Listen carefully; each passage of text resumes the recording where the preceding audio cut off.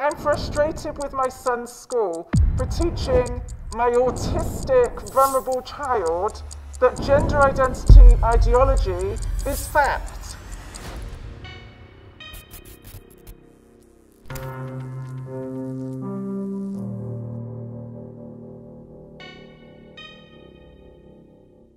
My son was 14 years old when he started to become more involved online. He was beginning to try cosplay. He was obsessed with anime. I'd always spoken to him because he's high functioning but quite autistic, so socially he found it very, very hard to make friends, and he was quite bullied in real life all the way through school for being kind of quirky and odd but very bright. I think he had experienced what they call emasculation, where he wasn't an alpha male. You know, he wasn't good at sports, he was quite clumsy. He WhatsApped me from upstairs and said, "Mum, I feel like I'm a girl in a boy's body." And I said, "That's absolutely fine, darling." I had absolutely no idea what was just about to happen. He then started to fall into this deep online world where he was talking to groomers, and he didn't understand that those people weren't his family, and they were doing disgusting things like sending him pics. So I asked to see his phone, and I looked at his phone and I could see that some very, very strange groups of people were actually talking to him sexually. They were asking him very personal questions. One of them actually sent a very revealing picture of his, and it seemed to be evident that, these people weren't teenagers. They were older, presumably paedophiles preying on a young child. But he was dressing up for these people. And it was becoming more sexualized. He did want to kind of begin the cosplay and start dressing up as girls, as anime girls. This was very much to do with what the groomers were requesting him to do. They were kind of very gently pulling him in and manipulating him and, asking him how he was, and going to bed and darling and lovely, and want to give you cuddles, and I want you to come and sit on my lap. And at the same time, my son, as I said, he'd messaged from upstairs to say that he felt wrong in his body. I then asked if the school could talk to him, maybe the school nurse could talk to him about puberty. And then before I know it, he's come through the front door with all this paperwork, clipped together piece of paper, one from the NHS, which was to do with an organisation of young trans youth called Identity, who were explaining that it was best, if children felt that way, it's best to, start a medical process, to transition. None of it seemed evidence-based. It was very much talking about, not about the feelings, but about moving quickly into changing sex almost, and agreeing that the child was born wrong.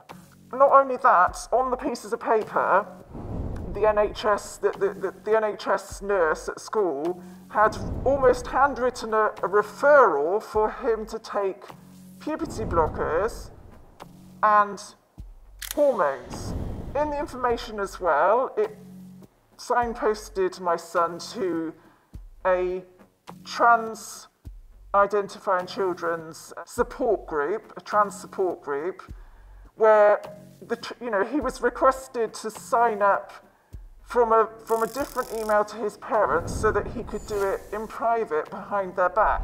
The website seemed to, he was bombarded every single day with about 5 or 6 emails from the Youth Digest, where it seemed lots of trans-identified children were all discussing with each other everybody could see it. It's all sent out to everyone, and they were discussing access to private backstreet off-label medication, where was the best place to get the hormones, discussing a clinic called Gender GP, which had Helen Weberly, a nurse that once I'd researched it had been struck off for giving an under 18-year-old hormones.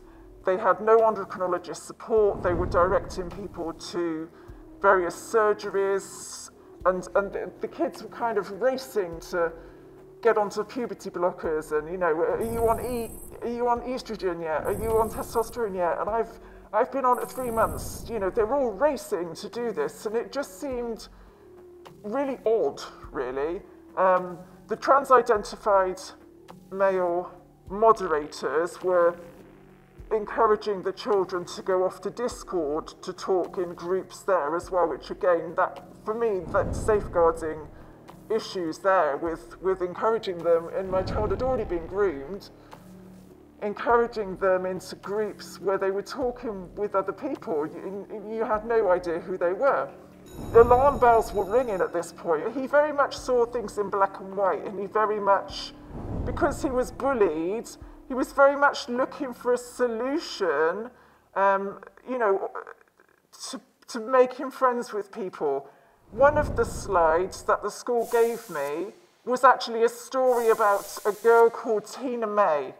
And on the PowerPoint it said that, she'd always struggled, she felt like she was the odd one out, but then she found out about gender identity.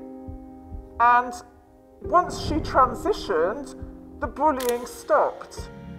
Now, if you're showing slides like that to autistic children like my son, they think in black and white. So if a child sees that that is an option, my son actually, not long after, had a conversation with me about wanting female chromosomes. And I'm gently talking to him about, I'm really sorry, darling, but you can't actually physically have female chromosomes, ever. He then came upstairs and he'd cut his arm on the top and he said, Mum, I've fallen over and I hit the counter.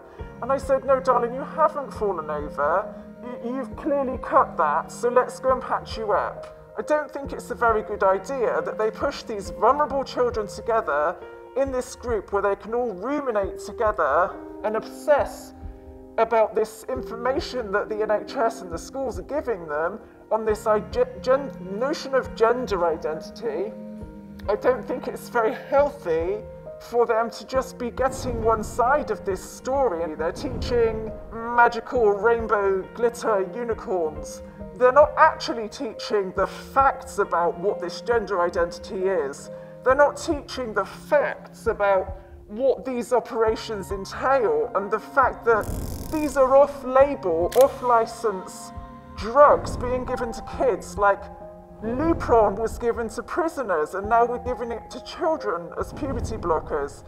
It seems we're just experimenting on this generation of children and colluding, pushing out the parents. So the reason I'm wearing this mask is because I don't feel safe. I feel like I've been treated, I've been ostracized, there's been a wedge driven between us. I don't want him to think I'm doing anything that pushes us even further away. He's estranged, so he's living somewhere else, but I want him to know the door is always open for him.